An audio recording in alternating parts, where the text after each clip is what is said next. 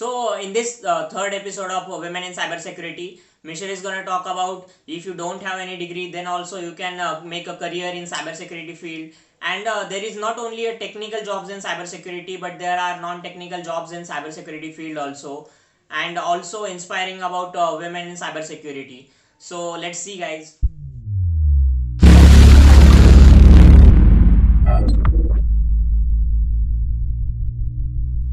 Hello, Michelle. Hi, Hello. Michelle. Hi, guys. Good morning.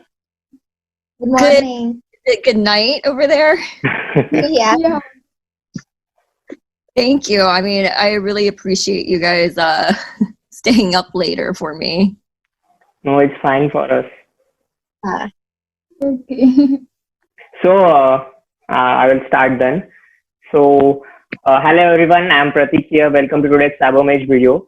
So, we are on our third episode of Women in Cybersecurity, and we have our two guests like Shreya Jadhav and Riddhi Deshpande. They're both gonna interview with me for our special guest, Michelle Nguyen. Let us know something about Michelle. She awarded for top 25 women in cybersecurity by Cyber Defense magazine. Also, she is a regional director with Remediant, and she is also advocate for women in tech and girls in STEM. So, hi, Michelle. Hello, guys. How are you? So, she is gonna ask you a first question. So, hey, Michelle. Hi, Riddhi. As I've known you, I've seen your Instagram ID that you've been a regional director in Remediant, and then everything in cybersecurity. Like everyone has a backstory, like how you have come into the stream. So, can you tell that how did you come in this stream, and how did you just succeed all over? Sure. So thank you, you guys, for having me. First of all, I'm happy to be here and happy to talk to you guys about my journey into cybersecurity. And I know like the first couple of guests from your previous episodes were more on the super technical side. So I'm glad that I'm getting a chance to talk to your audience and give them a little bit of a different perspective on cyber, because there's a lot of jobs within cybersecurity that are not super technical. And those are jobs that we want to have filled by a diverse skill set and also by women. And that's why I do all the different kinds of outreach that I do in getting women and developing interest in younger girls. So I went to actually a technical university. I went to Virginia Tech in Virginia in the United States. But after college, I worked more on the data analytics and business intelligence, big data side of the house. So working to implement really big at large companies and government agencies, big data analytics and that kind of software.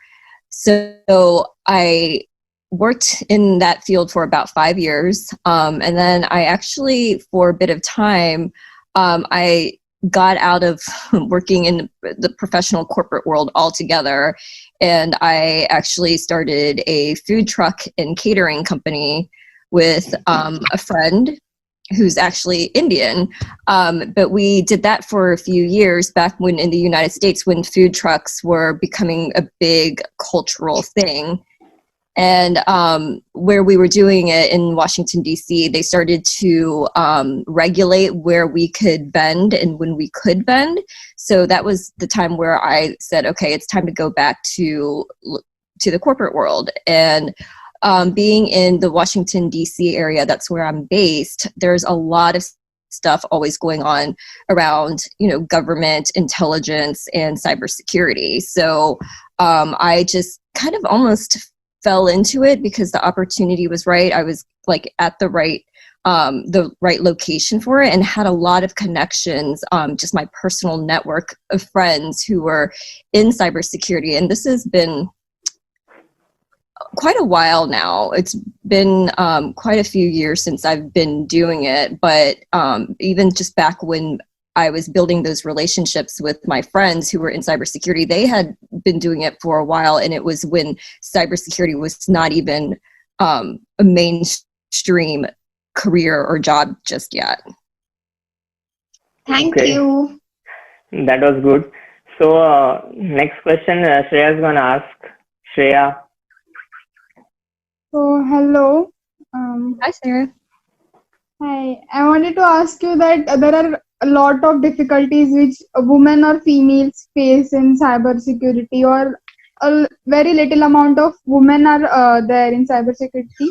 So, what would you tell about what advantages or what are the benefits which women get in cybersecurity field? What are your opinions? Sure. Thank you for that question. So I have some thoughts around that, and it's when you think about just like technology in general, we're bringing more women into technology, and then when you think about cybersecurity, I think we're reaching to a point where we are. Where we're really starting to see the benefits of the outreach to women, and I think it's only going to continue. But the reason why that's so important is when you think about cybersecurity, like over the past few years, it's probably had more of I'll call it like an image problem, right? Because when you think about cybersecurity, people are thinking about guys, mostly males, sitting in a dark basement, for example, with a black hoodie on. That's the image that people conjure up in their minds when they're thinking about cybersecurity and hackers. And for a lot of women who were not familiar to that, that's probably what they're thinking of, and they probably don't think, that's something that's of interest to them. But when you flip it around and just talk about all the different things that it encompasses in your daily life, and everyone is affected by it, like right now, you and I, we're talking over Zoom, we're on our computer, we're connected to a network. Just think about like people on their phones that are connected to a network, but not just like your phones and computers. Like when you think about, that's like work related, employer related, but at home, because now people are connected to smart homes, right? There's doorbells, there's TVs, even refrigerators and appliances that are connected to networks. And these are inside of a household. There are things that women, when they manage their household, they're protecting and looking out for their children and family. And it's really important to bring those perspectives of women into that field when you're thinking about in terms of that, like you're protecting the people that you care and love from bad actors that are connecting to the network, the same network that you might be on for whatever intent that they have. So the advantage of being a woman, I think like now there's a recognition that we want to have more women in the field. So I think there will be, I've seen that there have been more opportunities for women. And then you get the chance to really, again, make that impact.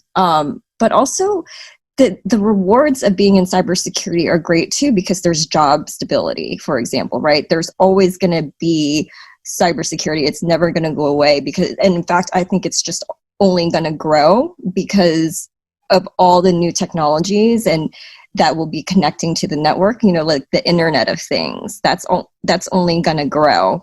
So I think, advantages, again, that's going to be job security, and then it's a job that also pays well, so it's lots of advantages for women to explore cybersecurity. Oh, that is a really good answer. This was really a good answer. Like, it will help our audience to know It more will about motivate this like field. all the girls around. Yeah. So this is a question I wanted to ask you. Like I have seen your Instagram post about your on I guess Women's Day. You have posted about your mother, and she is a really good inspiration for you and all her stories. So what you want to say about that? Yeah, I mean, so I'm based in the United States, but I'm first generation American born. My background, my family is from Vietnam. And for your audience that doesn't know, Vietnam, a long time ago in the 70s, late 60s and 70s, went through internal, like the Civil War, and the United States was involved with that. And my parents became refugees, and they came to the United States as refugees. And I think about, like, you know, the generations before me, people who've made sacrifices in coming over to the United States so that, you know, I could have a better future, better access to education. And it's just, that's what motivates me and inspires me. And it's a way of giving back to the community. That's why, like, I am so passionately involved with working with causes that involve young girls and women, and giving them opportunity or just even insight into what I do or what could be opportunities for them. Yes. Okay, so even I would like to ask you a question, that as you have a dog, Reshia, and as even she is your inspiration, so can you just tell, as she's facing a cancer, like, can you just tell me few things that what kind of inspiration is she for you? I mean, she is such a little fighter. Thank you for asking about her. She's actually doing remarkably well, given the circumstances. It's a painful kind of cancer that my dog has, although it's a common cancer in larger dogs. But, you know, every day she just, that pain is there, and we try to help her manage it in the best way and give her, like, the best kind of care. But she gets up, and if you guys have seen, like, on my Instagram, like, the stories and posts, she's such a happy girl, like, no matter what. And she's plowing forward, whatever that might be. You know, like, you just kind of, like, look at that and say, you know, if a dog can do that, that's, like, sometimes I know the pain can be unbearable, like, and still have that happy face and be motivated and then want to make the other people around her happy. Then, you know, that really is, like, for me, that's a daily motivator, because I see that every day, and it warms my heart, and it makes me want to do so much, like, you know, for her and for those around me. So thank you so much for asking about her. God bless her with fast recovery. Thank you. We always hope. As being a fearless woman and having those power in you, like, we can see that these two females are behind you, like, they are supporting you and showing you the way to conquer the world. So Yeah. Shreya's gonna ask you about the next question. So as we scroll your Instagram profile and getting everywhere, so I guess you are really fond of traveling and, like, going to new places and to explore them. So which was the best trip till date you experienced and you loved? Means, which was the best experience about traveling you had in your life? So yes, I love traveling, and I can't wait to be able to travel again once, you know, we're able to travel after we get the pandemic under control. But I've been to a lot of amazing places. I always was just so fascinated about different countries in Europe, and there's a lot of, you know, culture and history and even glamour, and lots of good food. But for me, hands down, the best trip I ever took was just this time last year, I was in Vietnam with my family, and that was the first time ever that I had been to Vietnam. And my brother and I, it was both of our first times, because we were born in the United States, and my dad, that was his first time back since he left, since he fled the country as a refugee. And my mom, she had been back just a few times because my grandmother was still there. And my grandmother, it was the last time that I got to see my grandmother. She recently passed earlier this year, but we were able to see her in November last year before she passed.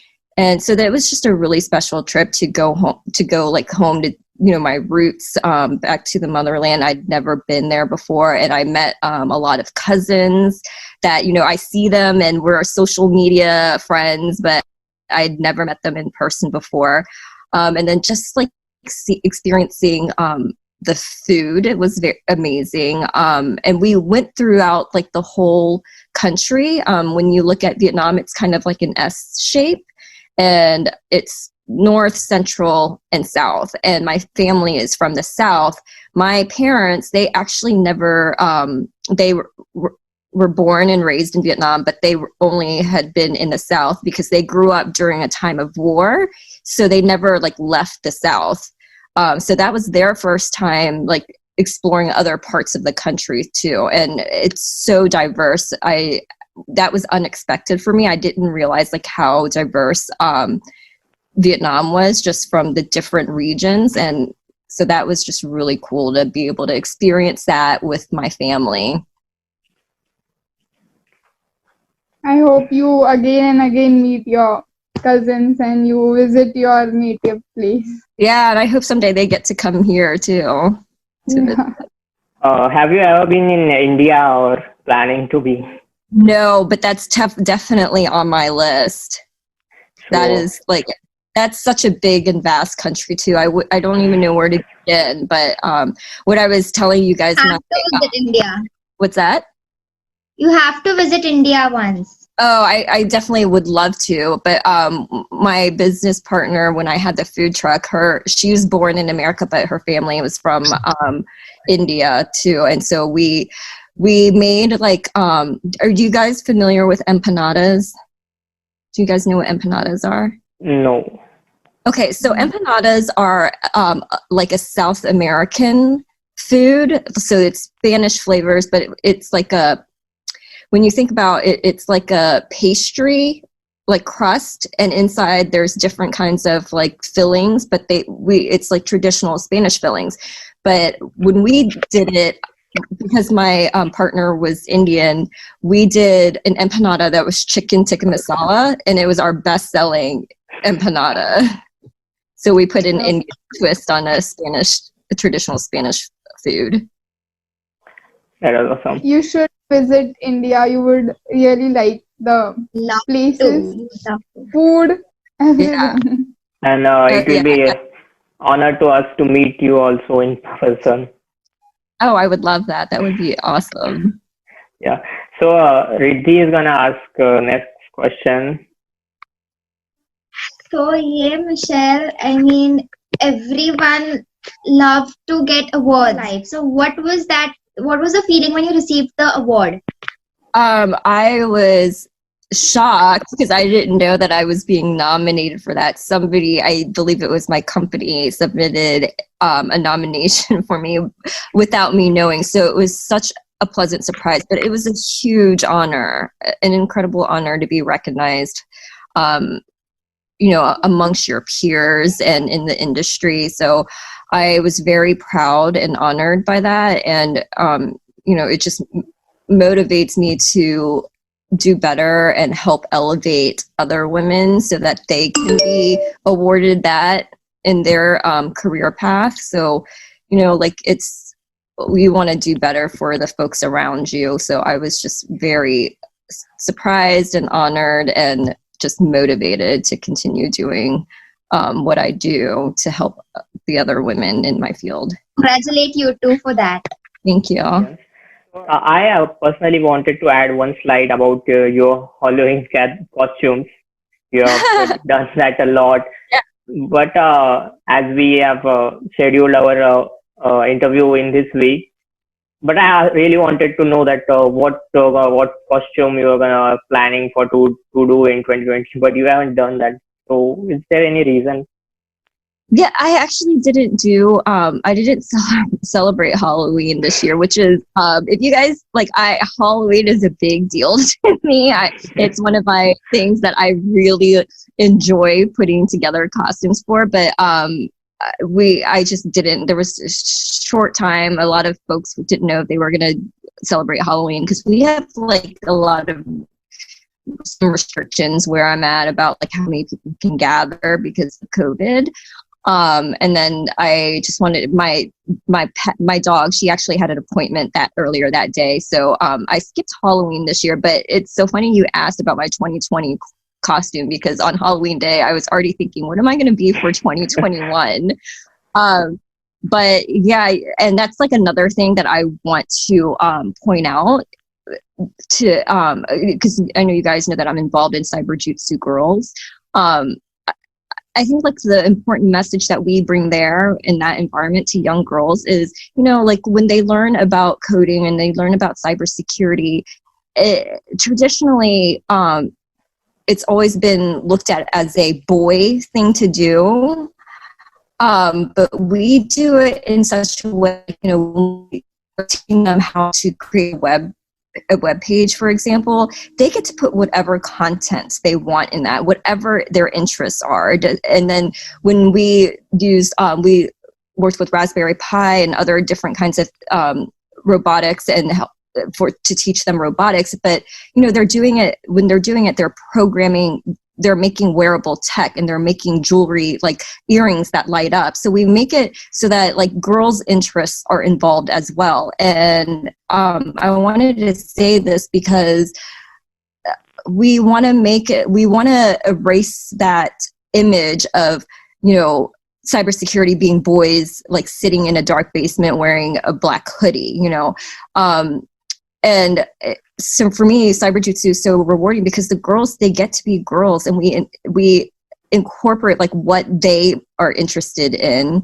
Again, making like wearable jewelry, programming wearable tech that way, and they get to also bring their interests. And I bring that up like when you asked about my costumes, because I still like, dressing up, putting on makeup. Just because I'm in cybersecurity doesn't mean I sit around in a dark basement with a black hoodie on. I like to do things that are interesting to me that might be viewed as feminine. And so I like dressing up, and Halloween is one of my passions because I like to create my own costumes, do my own makeup. Yeah. Okay. So, what is a cyber advocate? So, I have known this term just for like 2 to 3 days. What is it? Cyber advocate, or you are a advocate in women in tech? Yeah, it just means that I am always advocating or promoting women in technology, women in cybersecurity, and young girls in cybersecurity. Very much like you guys all are. Like to me, I call you guys, or right now, you guys are cyber advocates because of what you do with this program to advocate for girls, to help promote young girls into this field. It's very important what you guys are doing, and I really commend you guys all for doing that. You guys are all being cyber advocates. Like advocates, they work hard to really elevate women in this field. For us, like we're being advocates for young women and girls, and there could be advocates in just other like minority groups in general. But that's awesome that you guys are interviewing her. But I asked that because we actually have one of our social media manager for the Women's Cyber Jutsu. She actually sits in India. We actually have people globally that participate one way or another in the Women's Cyber Jutsu. So this is the question I ask with every guest. So this question is for you also, because as you have worked with Cyber Jutsu, and you have taken so many workshops. I have seen photos of when I guess there is a ceremony, the girls were graduating in that Cyber Jutsu.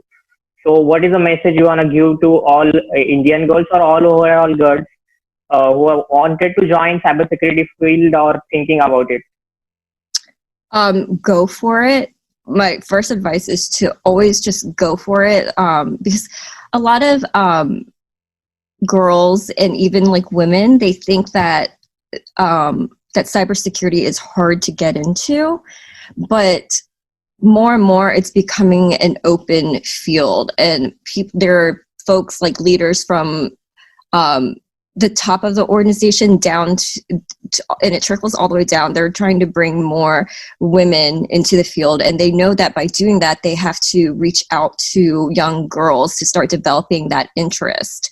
I think that it's a very rewarding career, and you can always start off by exploring different aspects of cybersecurity, with finding ways to network. Like that's something that I always talk about is network with, reach out to people. Like you can reach, you guys found me on social media, and I've had folks find me on social media. And I think in this day and age, like that's a great way to reach out to people, to kind of like ask them about, you know, their journey, their path, what they do. There's so many different ways to connect with people, but I think that's important. Like if you're interested about it and don't know what all there is, like what kind of jobs and opportunities there are, find people that you can reach out and ask. And I made myself available over social media, and there's lots of people and great resources out there that do this exact same. But my advice is network, reach out to people, like learn as much as you can. And then also just go for it. Like just put yourself out there, learn, immerse yourself into it. And then just know that there's also many different paths that you can go in cybersecurity. There's so many different jobs, even like within cybersecurity itself. There's so much diversity in the kinds of jobs, roles, and what you'll be doing. So I think that there's something for everyone. Yes, that's really good. And for audience, if you want to follow her, please go. This is her Instagram and Twitter ID. And if you have any questions, then you can ask her too. So, Shreya, Riddhi, you want to say something? Michelle, it was pleasure to have you, and we like very honored to like we got to know you more, and even the audience will get inspired by your story and your inspirations and the small motivation. Your dog, it's like very beautiful, and thank you. now we love to have you. We will just love. Thank you. So as we both, as me as and Riddhi as well. So we are a fresher in this field. Like we are a cybersecurity fresher. We were afraid at first, like what to means. We don't know anything about this field, but then there are things like we are learning from you. Like we are getting motivated, and thank you for like always motivating girls out there to come in this field, and we are really honored to have. Thank you. And I'm so honored to be able to help and motivate anybody. Thank you. Thanks for having me today. Yeah. So what thing you will say to our audience? So the last some closing remarks. Is that what you're asking for? Yeah, yes. Yeah. So I just want to reiterate the fact, you know, like my journey to cybersecurity is might be different from a lot of folks, but if you think about it, like even folks who I know that are leaders of organizations, they're chief information cybersecurity officers, right? And those folks might be older, they've been working for 20 years. And when you think about people like that, even who are the leaders of cybersecurity within an organization, when they went to school and got their college degrees, there was no such thing as studying for cybersecurity. This is a field that really became a field, a more mainstream field in the past 10 years as, 10, 15 years as we've connected to a network more and more. And then the threats have evolved. But like my point in saying that is a lot of people think that they need to have a degree in cybersecurity, or they need to be super technical. But I just want to say, like, my journey was not starting from any kind of degree that had anything to do with cybersecurity. A lot of folks who are leaders of organizations today definitely didn't, because they were in school at a time where that was not even offered. And there's so many different roles and responsibilities in cybersecurity that there truly is something for everyone. And I just want to encourage all like young girls and women to really look into it, because there is something for everyone. If you're technical and that's what your passion is, you can do that. But if you're not, there's so many different roles within cybersecurity that doesn't require you to be an excellent coder, for example. There truly is something for everyone, and you really do get to make a difference. I work with, organizations from like large banks to pharmaceuticals to help protect their environment, and it's a really rewarding feeling to be able to do that. And more these companies and organizations, they realize that to keep on innovating and being able to come up with new technologies and even processes to protect their organizations, they need that diversity. They need diversity of thought. They need diversity of leadership. And I believe that more and more they're going to be doing more outreach to women, and that'll trickle down to creating programs for girls to get them involved. So I encourage everyone to explore this path. I hope you like today's video, and if you have any queries for Michelle, then you can direct message her on her Instagram ID.